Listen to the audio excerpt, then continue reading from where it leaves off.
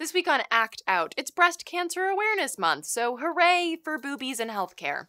Except when it comes to the latter, we need more than just a light augmentation.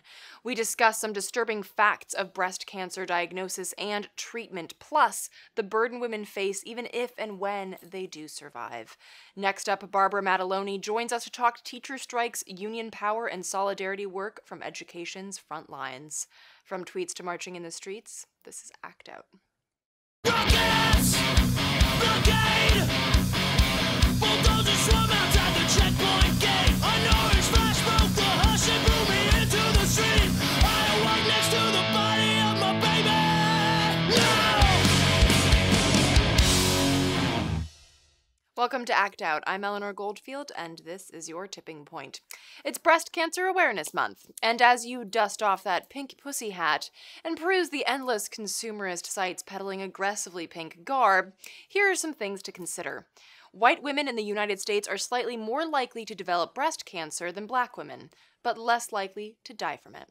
To be more exact, black women are 40% more likely to die of breast cancer than white women. Black women are more likely to go longer without a proper diagnosis or treatment. They are also more likely to contract what's called triple-negative breast cancer, a more difficult type of cancer to treat. But that's not the full story. According to 2015 stats, roughly 23.1% of black women live in poverty, compared to 9.6% of white women. And when the out-of-pocket expenses alone for U.S. cancer patients in 2014 reached $4 billion, your income could literally be a death sentence. Poverty, of course, affects more than just one's ability to pay for outrageously priced cancer treatments. Food is medicine, as Hippocrates wrote, and when you don't have access to healthy food, your risk of illness rises considerably. Folks in poor areas are more likely to live in so-called food deserts without access to fresh and healthy food. They're also, of course, more likely to be on government food stamps, which greatly restricts where people can buy food. So perhaps it's not so shocking that U.S. counties with poverty rates greater than 35% have obesity rates 145% greater than wealthy counties. Obesity, in turn, is considered to be the most significant factor in the development of diabetes. And a report last year found that black women with type 2 diabetes are at a greater risk for developing breast cancer. Diabetes is also twice as prevalent among black communities as white. And now we can start to piece together a picture here. From the very outset, black women are less likely to have financial security and are therefore less likely to have access to healthy or fresh food. From there, it follows that their health will suffer in a myriad of ways, obesity being a common danger. This increases their risk of contracting breast cancer. But thanks to our for-profit sick care system, I almost said healthcare, they will be less likely to both seek treatment for fear of the cost and also get appropriate diagnoses due to access to far worse healthcare than their wealthier white counterparts. If and when they do get diagnosed, their prospects for survival are greatly diminished. So ultimately, we see the grotesque sadism of a system built on racism and capitalism. And this sadism doesn't dwindle for those who make it to the other side of cancer. Put simply, surviving the cure can be as difficult as surviving the cancer itself. A 2017 report by the Cancer Action Network listed an array of costs that often accompany cancer treatments: mental health services, childcare, costs for special food, disability, caregiving, transportation, legal fees, and more. And a recent study by researchers at the University of Mission-Rogel Cancer Center found that surviving breast cancer basically just means that you now have to survive the financial burden of surviving. Women surveyed in the study reported spending less on food due to financial difficulty post-treatment. And remember that thing about food being medicine? Yeah. And here again, we see the disparities between white and black. Overall, African American and Latina women reported more debt from treatment. They were more likely to report losing their home, having utilities turned off, and cutting back on food spending. And now consider the fact that, as already noted, job loss is a common theme in survivors' lives. On the one hand, it's bullshit that companies can fire or bully women out of work because they're fighting a disease, and on the other hand, it's bullshit that anyone should have to worry about eating while their body is busy fighting cancer. And yet still, a 2017 Pink Fund study found that 36% of the female breast cancer patients who responded reporting losing their job or being unable to continue working, and 47% reported reaching into their retirement accounts to pay for out-of-pocket expenses. And if you've ever had to reach into your retirement accounts, you know that there's a hefty penalty for doing so. Death-defying reasons be damned. And it's important to note that many, if not most, of these women forced to choose between food and cancer treatment have insurance. Almost 80% of people who go bankrupt for medical expenses have health insurance. 80. At the core of this, and I've talked about this before, is our completely facocked, illogical for-profit system. I personally have worked in several different industries and company setups that have wildly different healthcare options with wildly different deductibles, coverages, and cutesy little pamphlets with smiling actors and brightly colored shirts. But what those brightly colored shirts fail to mention is what a fucking mess you're gonna be in if and when you get sick. For instance, not all plans cover the treatment that you need, and some plans that do will have crazy high deductibles per year in the thousands of dollars.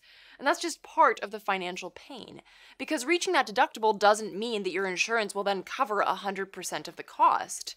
There are still copays and out-of-pocket maximums to meet, and as your treatment extends into another year, guess what? The cycle begins anew. You could try to apply for what amounts to cancer financial aid via a myriad of other plans, like cost-sharing health plans, copay assistance programs, general financial assistance programs, charitable foundation programs, and drug company assistance, but beware. Because depending on your income, there's that word again, you won't be eligible for some of those. 1 in 8 women will be diagnosed with breast cancer in their lifetimes. That any of them should have to go through any of this is absurd. Sure, some of them will be rich and won't have to worry about food, jobs, or housing during their treatments, and no one should have to. That sort of privilege should be and can be extended to every single person suffering from every single illness and disease in this country. So as you dive headfirst into Breast Cancer Awareness Month, keep that in mind. And consider sharing this with folks who really want to support both survivors and those currently in treatment. To learn more about the campaign to provide universal health coverage for every American resident from birth to death regardless, while saving money, visit healthoverprofit.org. There's even a conservative talking points outline for those pumpkin spice latte afternoons. Wrapping up this week, we sit down with Barbara Madeloni, recent 2-term president of the Massachusetts Teachers Association and current education coordinator at Labor Notes, a media and organizing project that uplifts the voices of rank-and-file members, local union leaders, and labor activists. During her tenure as president of the MTA, the organization became a rank-and-file powerhouse, successfully beating a charter expansion bill, a draconian teacher licensing bill, an Orwellian move to videotape kindergartners, and more. She has also been, and continues to be, vocal in the fight for workers' rights across industries, and stresses the importance of community-based organizing and building. Take a look.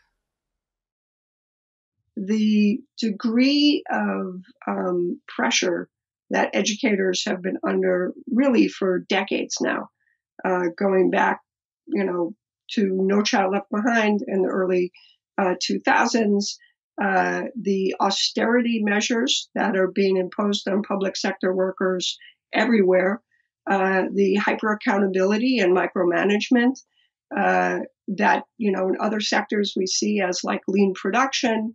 The pressures are profound and really undermining the capacity of educators to do the work and live to the values that bring them into public education. How does it come to be that at this moment, like history is offering up this opportunity? That's an amazing opportunity. I think is a harder question, honestly, to answer. Why didn't this happen 15 years ago? I think there's something that is both about sort of the intensity of the onslaught and the degree to which people have really had enough. Like they They've been beaten down, and that combined with what we're seeing nationally is sort of a general sense of outrage, and people beginning to see the structures and the way those are working against them. The other side of that is, of course, that unions seem to be gaining popularity as well, and part of that might be, as you suggest, the political climate has a lot to do with the strikes. Do you feel like the proliferation of this right to work, that sort of legislation has led to people wanting to claim and take hold of their unions a bit more? Yeah, I mean, and certainly specifically within educator unions, if we go back to the Chicago teachers strike, before the strike, the success of the Caucus of Rank and File Educators, which was a progressive caucus within CTU that took leadership and then led the strike immediately after taking leadership. And that model of deep rank and file organizing, really bringing the members into the struggle, having the members lead the struggle and extend that struggle to include the community and broader social justice needs, is a model that progressive educators across the country have been learning from. Part of what's happening is people are, because of that and the examples that we're seeing, rediscovering the power of worksite organizing and the necessity of that, because that's where we can get our victories.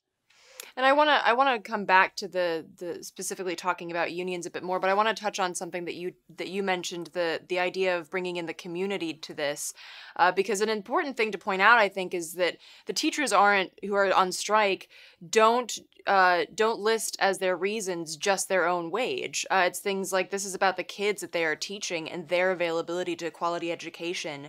Talk a little bit a bit more about that seemingly unique aspect that is not just about their wages. Yeah, I mean, I think it's it's an accurate articulation of what it means for union members in almost any sector uh, to fight for the betterment of the union workers and their working conditions, which is that we say in education is that students' learning conditions or teachers' working conditions. I think that's true of workers everywhere in terms of the quality and care. The more workers have dignity on the job and respect and power and control, the better a product they're going to get. So in that sense, I think it's true for every sector, but certainly in education, we can make a really clean connection to, like, this is about the well-being of our young people. So I think that connection is really important. I think the next connection that some unions are making successfully is to broaden that to beyond the working conditions even of educators, but to the well-being of community. So in St. Paul, they organized around having the district disinvest from banks that were foreclosing on the homes of the students, saying this is about more than just what happens in our classrooms. That's where union power starts in the work site. It's one of the most important and critical places for us to know our power and to actually change the quality of our lives. But it extends to the broader community and the broader fight for justice. So going back to the issue of the unions, because one of the things that I understand that you had pinpointed when you first became president of the MTA, that union leadership was falling in line behind the corporate concept of education, not wanting to ruffle feathers and not really standing behind the needs of their members. Talk a little bit about where you see union leadership take it, or how you see them reacting to this wave of strikes that are happening. I think that there are a couple of different ways that people are reacting to that. And some will support the growth of rank and file movement, but to be clear, rank and file militancy and rank and file leadership scares people in elected positions of union leadership, especially those that have sort of come to power in these sort of entrenched bureaucratic organizations where the leadership is more and more alienated from the membership and from the daily lives of working people, of the workers. And so there's anxiety that comes with the idea that, like, yeah, we're really going to have the rank and file be the ones who are leading the fight and taking power, because it means losing their own power. I think it also scares people because, part of the way that the bureaucratic union structure has tended to, has understood where power is in personal relationships with elected officials and policymakers. So their power has come to, the way they experience themselves as powerful is through these personal relationships. It's where you get the backroom deals. It's where you get the offers for, what I would call the best, worst deal. Things are going to be bad, but just think how much worse it could be if I didn't have this personal relationship. So it's very threatening to the power structure, not only for the individual leaders who sort of found themselves in that place, but rank and file militancy really threatens the entire structure. It threatens the focus on elected officials and the relationships we have with them. It certainly threatens the Democratic Party and electoral politics in general, to say, actually, we're not looking for you to resolve the issues. We're going to resolve the issues for us. So there's a structural change that's embedded in rank and file organizing, which scares anybody who's benefited from that structure. There are some, basically what we've seen is union leadership in some places trying to, behind the scenes, block the rank and file organizing, isolate rank and file organizers and leaders. And then when the rank and file wins, take credit for the victory and try to take the energy of the movement and shift it back to electoral politics. So with that, because we're staring down midterms here, talk a little bit about what you've been working on in terms of organizing, how to avoid becoming a pawn, say, for the Democratic Party in the upcoming midterms. Mostly I just don't spend a lot of time on it. The work in front of us is the work of bringing people together at the work site to identify issues, to be able to organize, to demand the world that they want, and in doing that, to begin to understand really how power works and what we have to do to dismantle structures, and then to go back and do that again until we develop a clear understanding of the forces that are aligned against us, and a deeper experience of ourselves as powerful enough to begin to dismantle those and take those down. I want to shift a little bit to talk about the one aspect of this, which is the school privatization. Talk a little bit about how your work addresses that particular point. Charter schools as publicly funded private institutions in which there's no public oversight, there's no democratically elected boards, but they're using public funds in order to do that, have been critical in the effort to privatize public education. Betsy DeVos sort of takes it even further than that, the Secretary of Education, when she wants to use vouchers, so public funds, to pay directly for private educations. But she was sort of walked to that path by Democrats like Barack Obama, who really pushed very hard for charter schools, and really in the language that they use and the policies that they promoted and imposed were policies that said basically, the public good is not a shared good. This is about private interests and private good, and you as an individual parent or child should be making your own choice for your own betterment, and really deeply undermining the idea that we're in this together and that it is in our shared interests and our shared values and shared institutions that we will make a better world. So Obama was key to that. So in Massachusetts, the Democrats and Republicans had been, sort of aligned in pushing charterization. 2 years ago, charter proponents in Massachusetts attempted to get we have a cap on charter schools and how many charter schools you can have, attempted to raise that cap. They took a three-pronged approach. They filed a lawsuit claiming that it was a civil rights violation if students couldn't choose a charter school. They wanted to move legislation that would increase the cap on charter schools. And then they threatened us with a ballot question.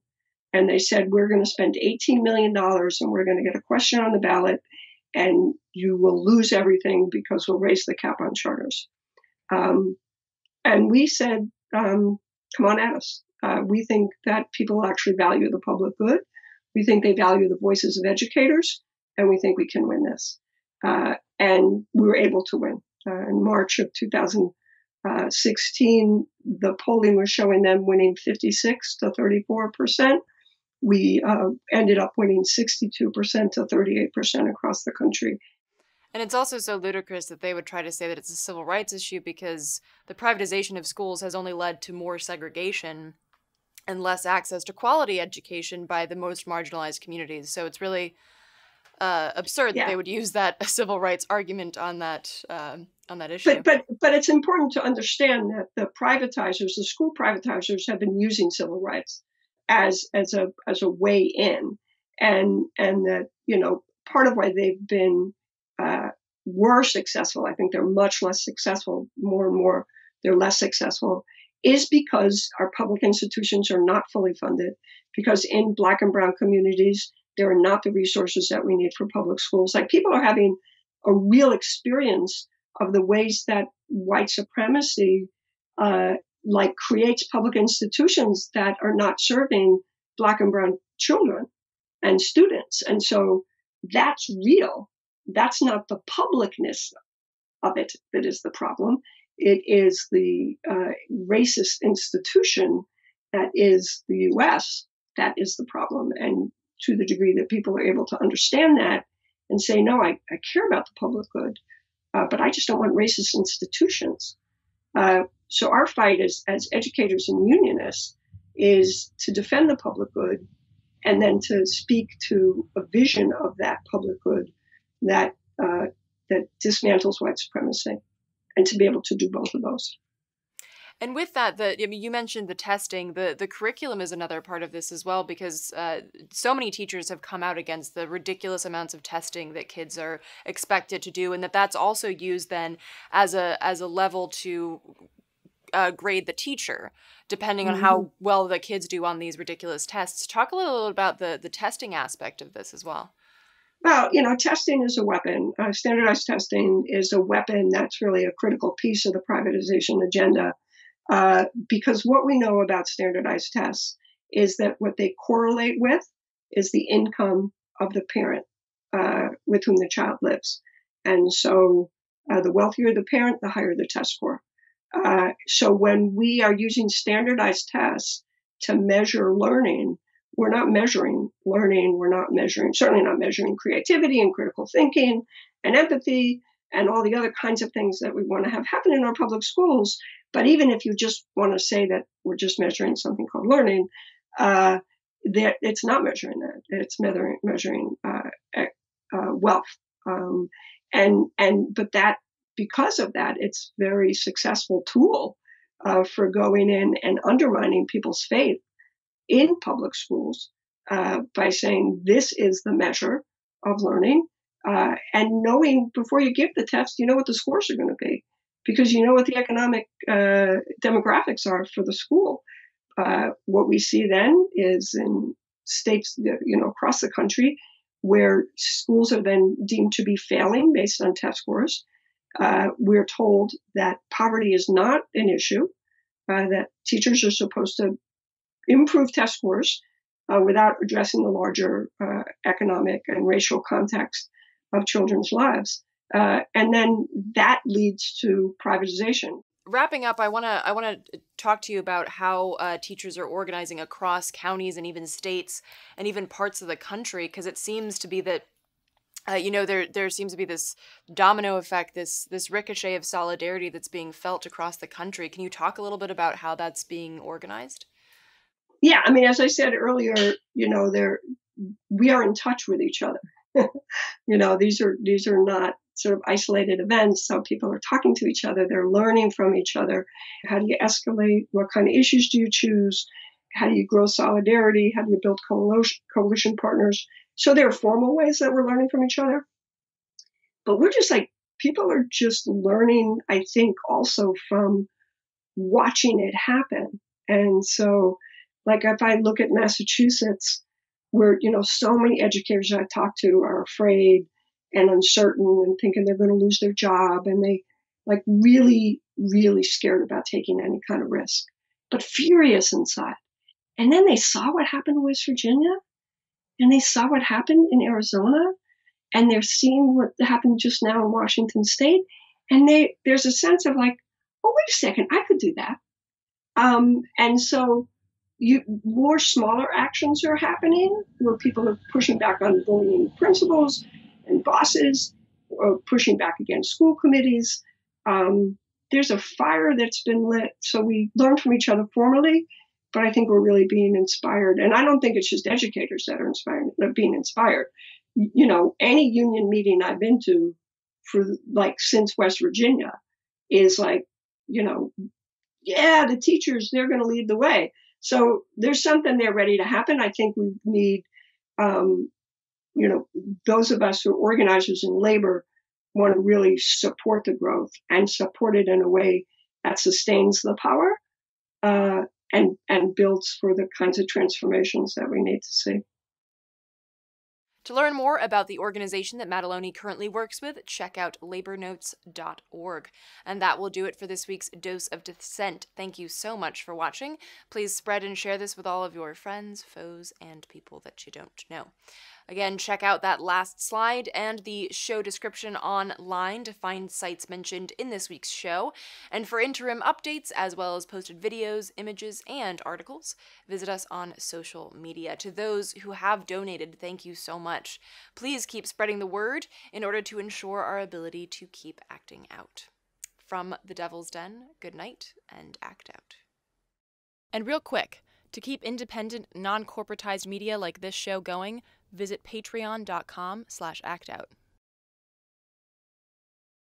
I